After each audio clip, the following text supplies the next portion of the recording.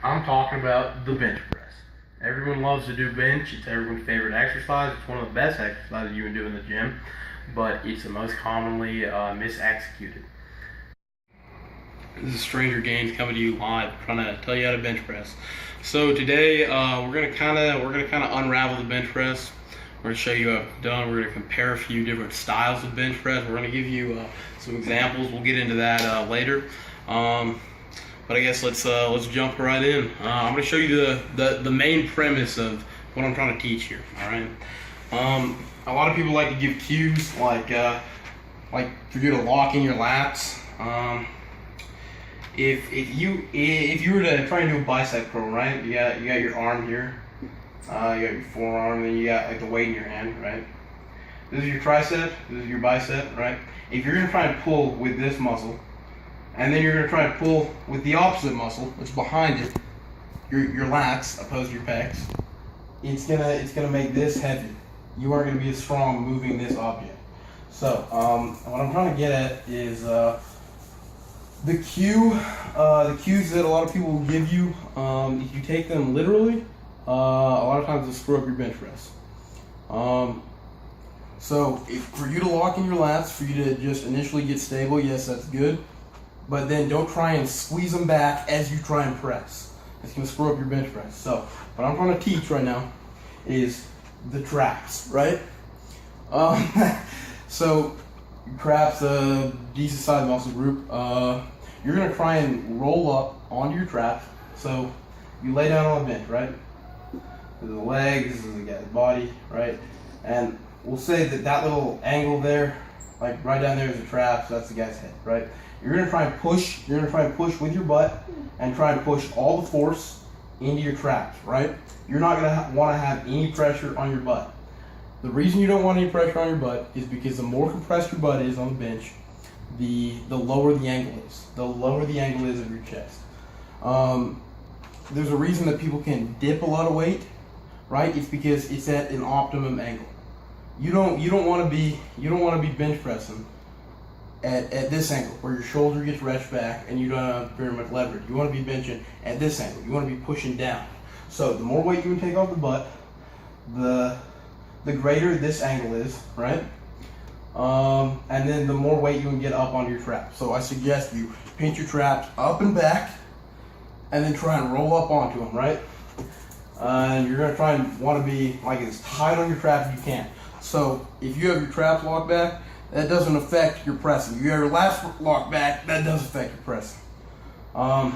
Here are two great examples. Eric's photo. There you go.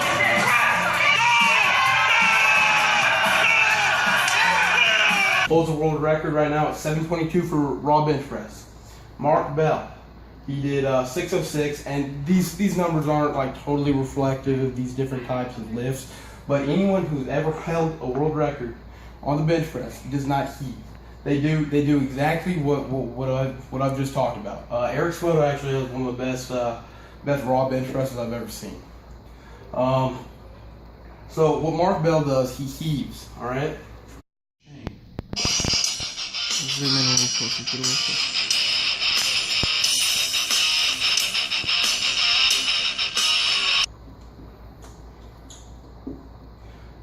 What heaving is, right?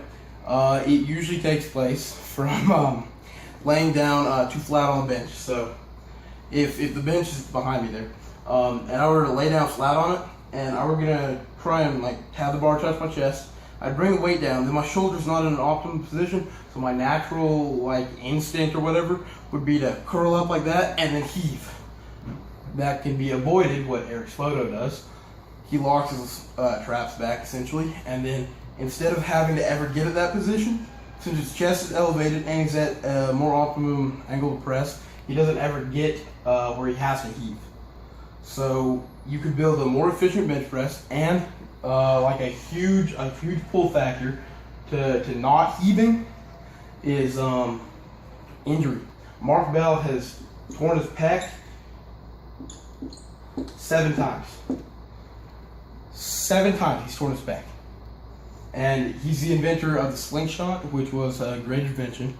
And I suggest you use that invention if you just can't get away from heaving, because it'll protect your shoulder. You're gonna blow stuff in here if you continue to heave without any sort of protection on. The reason that he's torn his pec that many times is whenever your shoulder joint is in like a neutral position, it's like this. He's coming down with the bar, right? And then he's going past where he normally needs to be with his shoulder. So that's getting torqued all the way back there. Then this all rips, right? Torn his pec 7 times.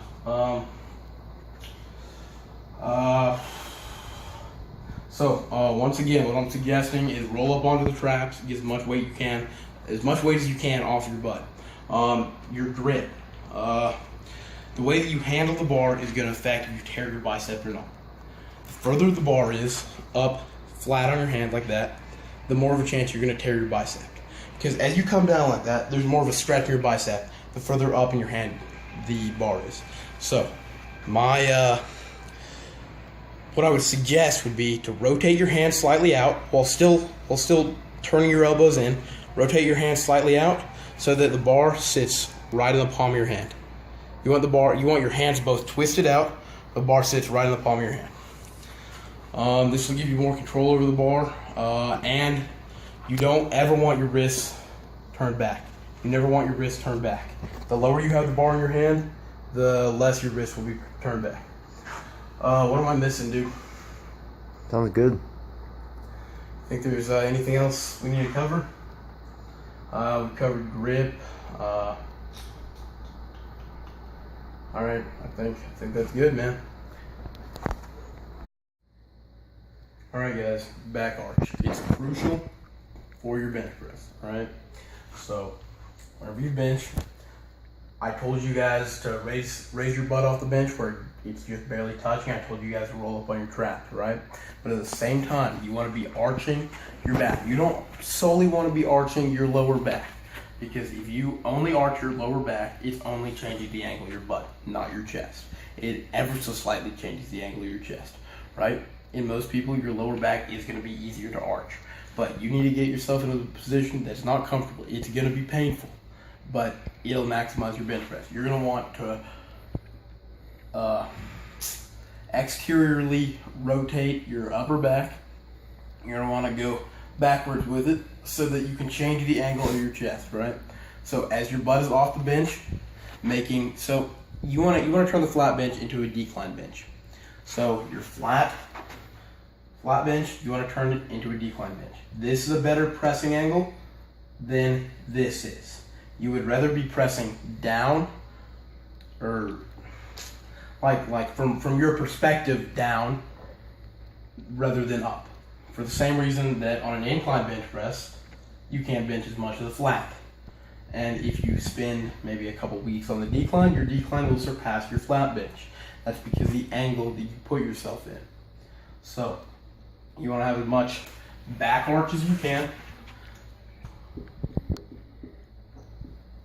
You want to take weight off your butt.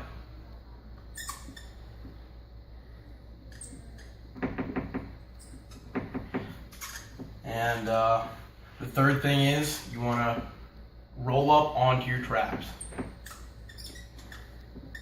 All right. See, these are cues that I'm trying to give you guys, so that you can replace the cues that are I'm not gonna say erroneous cues, but they just aren't that great, you know. You want to get away from hearing the cue, lock your lats back, or bend the bar, and you also want to get away from people telling you to press towards your toes. A lot of powerlifting coaches will say press towards your toes, right? If here's a rack, right? Here's the bench. You don't want to be on the bench, right? You don't want to be pressing that way. You want to be pressing in a almost triangular motion. So you want to have the bar locked out up here. You want to bring it down here and then bring it back up in a triangular motion. So this is the bar path right here, right? And that's the optimum bar path that you want. You want to be moving it away from the rack, down to your chest, and then bringing it straight back up in that bar path. All right.